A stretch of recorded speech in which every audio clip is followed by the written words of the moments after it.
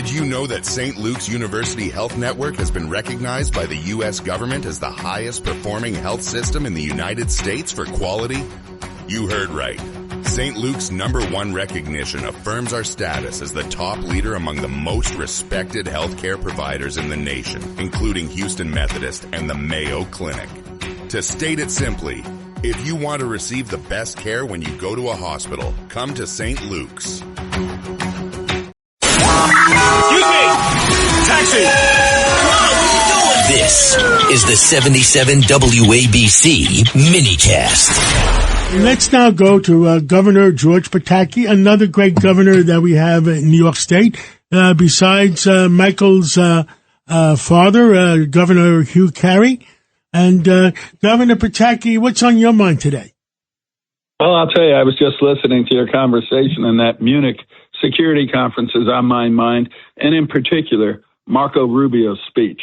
It was an absolutely brilliant defense of Western civilization, Western values, and the United States' approach to the world. And I just wish that every American, forget about the Europeans, every American would get a chance to see and hear that speech.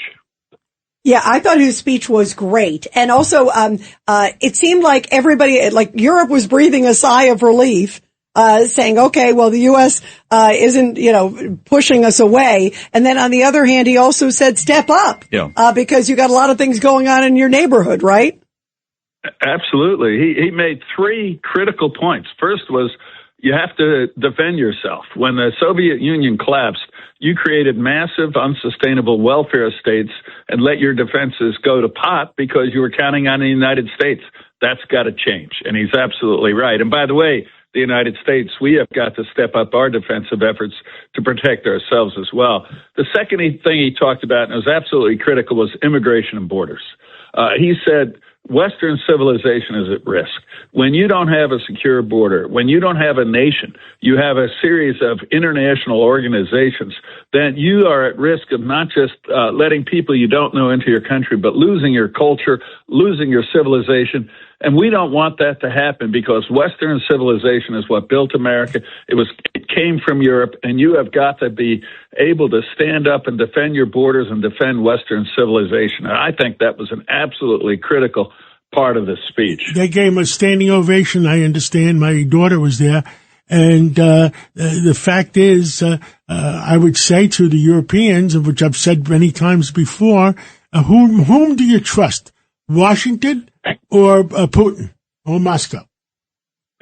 Absolutely. And there's no question that when push comes to shove, it's the United States that everybody is in the West relies on.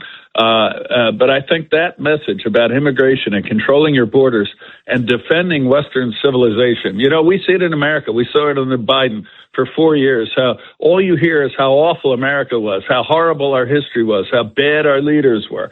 And that is a way to destroy your civilization and end the future of your country. We have a great civilization. We have a great history. We have attracted people from everywhere around the globe. And we have got to defend our history. And yeah, sure, it's imperfect.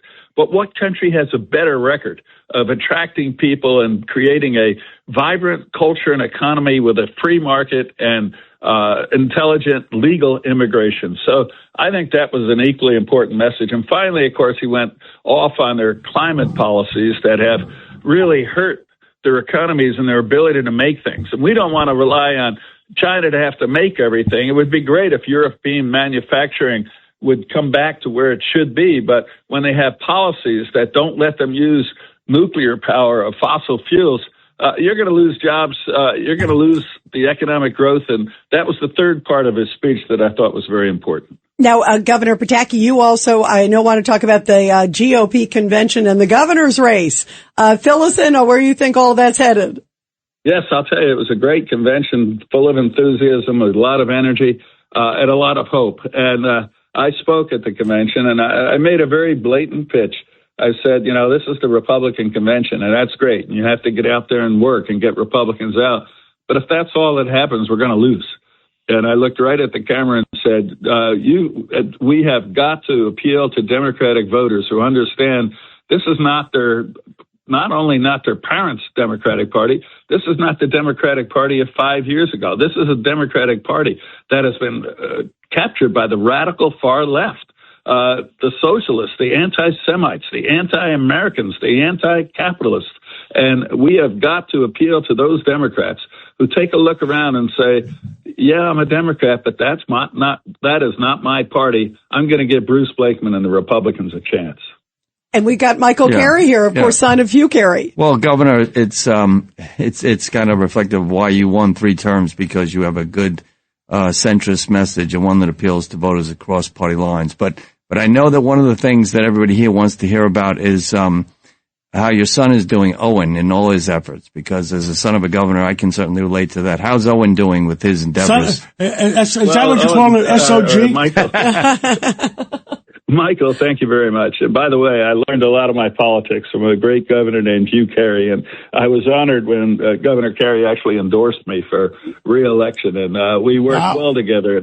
I mean, Governor Carey was the Democrat who said the days of wine and roses are over. Now it's not just wine, roses, it's caviar and champagne, the way they're spending money in Albany, and we just can't afford it, and it's just driving too many people out of New York. But Owen has spent the last 10 days in Ukraine.